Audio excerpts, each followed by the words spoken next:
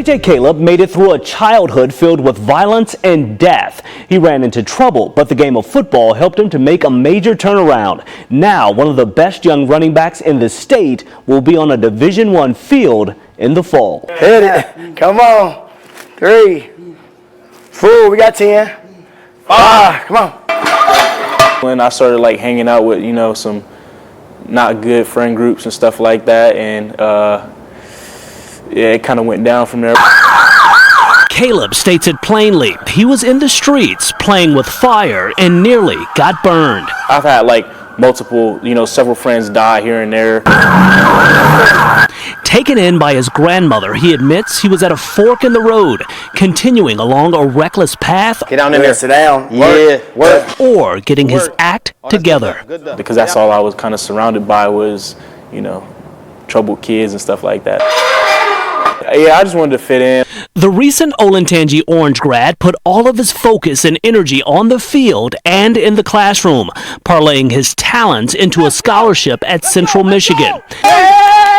Yeah, I'm excited. I'm nervous, but changes happen, so that's the thing. One, explode. Good money. Punch, come on. Yep. Sink. Good money. Caleb says he knew if he made a change, he wanted to make a positive impact in someone else's life. He's teamed up with mentors at Hope Fitness in Columbus to launch a summer football camp. So those young guys kind of just want to know what life is like. They don't really ask what'd you eat or what type of workouts you did. They just want to know what's going on, what kind of goes on through your mental, so that they can develop that mental too and get to the same point. Let's go up, switch his left arm, set it, good. The effort is about changing young lives. Up, 1, come on, 2. And showing kids anything is possible. Caleb and the crew here, a great example of that. Every day get 1% better, move forward, and also just to keep us out of the streets. I will say it honestly did save my life. Hope did save me. And we're getting to spread that message out that it's not just about football. It's just about becoming a better person. Yes, sir. Caleb is thriving on and off the football field. He hopes to serve as an example of hope and inspiration for kids citywide. Rodney Dunigan reporting. Bridging the gap between police and the community. It's a major focus for the Columbus Department. The thought, if officers are better connected to neighborhoods, it can help to make a dent in an issue that the mayor, police, and citizens admit has become a crisis. The numbers, quite frankly, alarming. This year alone, nearly 60 homicides in the city of Columbus. Gun violence, especially among teens, an issue on the minds of families across the city. I lost my son to gun violence. It's impacted myself and my family drastically. It hits me kind of different as well because I'm a police officer. So not only did I've seen it on one, I've seen it on both sides. And so now I'm working on, I guess, healing myself. Just this week, we sat down with a group of people from across the city, having a frank discussion with those directly impacted by the violence. My best friend, my brother, my big brother, my guy, was taken away from us through gun violence. And it's changed our lives forever. These, the faces of those left behind, working to move past the pain. It's a difference when a family member passes from cancer or they pass from some type of ailment. We knew that time was coming. We had time to prepare. But when somebody is murdered, it's like somebody rips your heart out. And it's hard to gather the pieces to put them back together so that you can breathe again. The constant line of victims, a devastating blow for loved ones and communities. You try to be as comforting as you can, let them know you understand, but everyone's process is different. Everyone's mourning is different. Really don't need much. Yeah, see, it doesn't take much. Friday, a massive effort to change the narrative in neighborhoods. Gun violence for teens, for adults, doesn't just stop and end with the police. This is a community effort that takes everyone. Start CPR. These kids, graduates of the Teen and Police Service Academy. Free to go, but you need to drive safely and follow all the traffic laws. This effort, part of a continuing push to build positive community leaders at the forefront of change. Keep going, don't stop. This is really changing me. It's changing me to be a better person and be better than me. As Columbus as a whole tries to get a grip on the heartbreaking loss of life, the thought the same. It'll take these kids, the community, each and every person impacted together to make a difference. The hope is the youngsters taking part in the TAPS program will be those next leaders, the kids who work to make this community better. Neighborhood leaders say the work has to be put in play now. Lives literally depend on it. Rodney Dunigan reporting. It's no secret the Short North is a city hotspot, from hotels to restaurants and retail. Recent crime and violence giving the city somewhat of a black eye. But there are other neighborhoods that have seen issues, and the people who live in those communities are looking for a bit of love and attention as well. Where are they? Why aren't they helping us? Our kids matter too. This is all his kids and his nephew. Brenda Johnson knows the pain and heartache of violence all too well. Her son James shot and killed in their Hilltop neighborhood.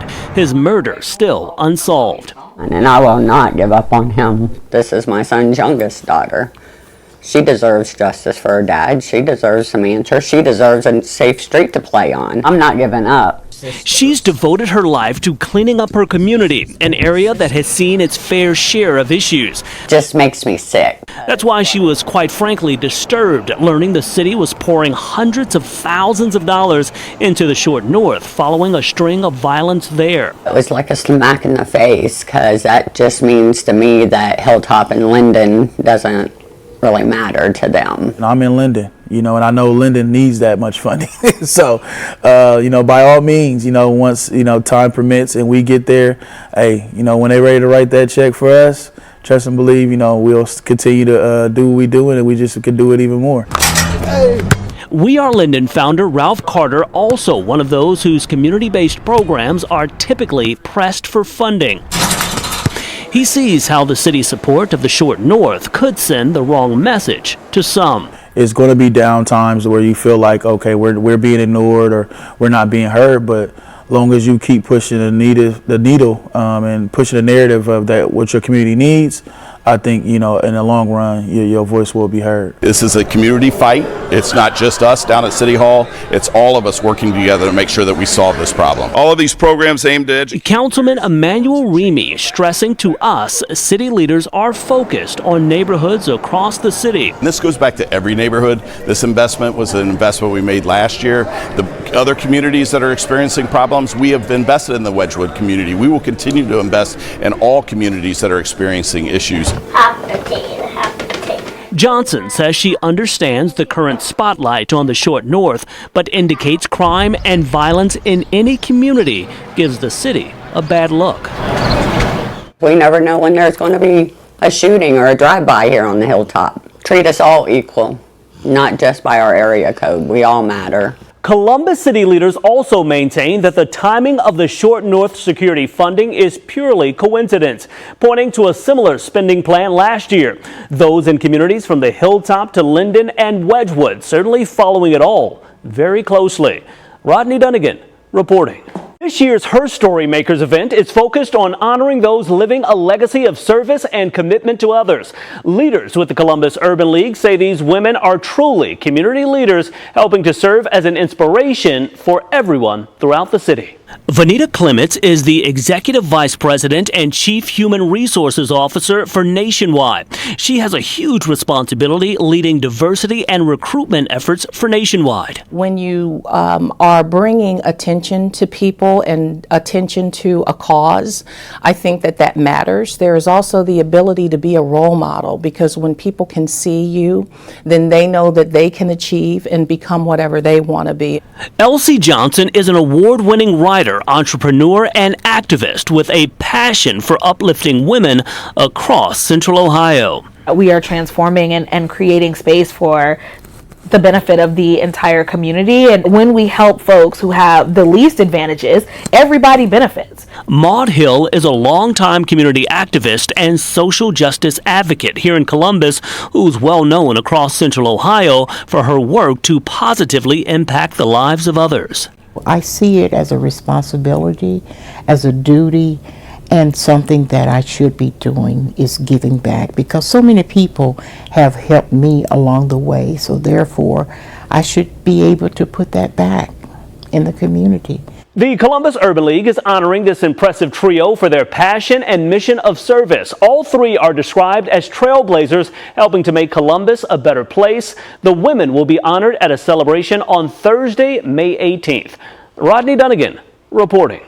A little bit of motivation goes a long way. Educators and community activists in Linden looking to give kids a hand up and a push forward. Good afternoon, Legacy. I credit my teachers, my staff. They've done an amazing job this year. J's for A's. The kids love the sneakers. The parents love the academic progress. It's tears of joy, man. You know, it's nothing but high fives, handshakes, and loves and hugs. I would do anything. All I gotta do is get A's and get free J's. Who likes shoes? Raise your hand. We Are Linden celebrating students going above and beyond at Legacy Academy of Excellence. Man, it's very important, man. You know, we want to meet the youth where they're at, be able to pique their interest, and this is one of the things that will help them bring their grades up and pique their interest. All kids love shoes. My classmates tell me like I'm gonna do something great in life, and a lot of people tell me that I could do something great in life, and I want to do something great in life. The community group hosting a fundraiser to purchase the shoes. The fresh kicks going to students who've gone above and beyond in the classroom. What students need the most is motivation. They need motivation not only in school, but they need motivation in the community. They need motivation at home. And so we see this as one way that we can motivate students to strive for excellence. The effort about much more than keeping kids stylish.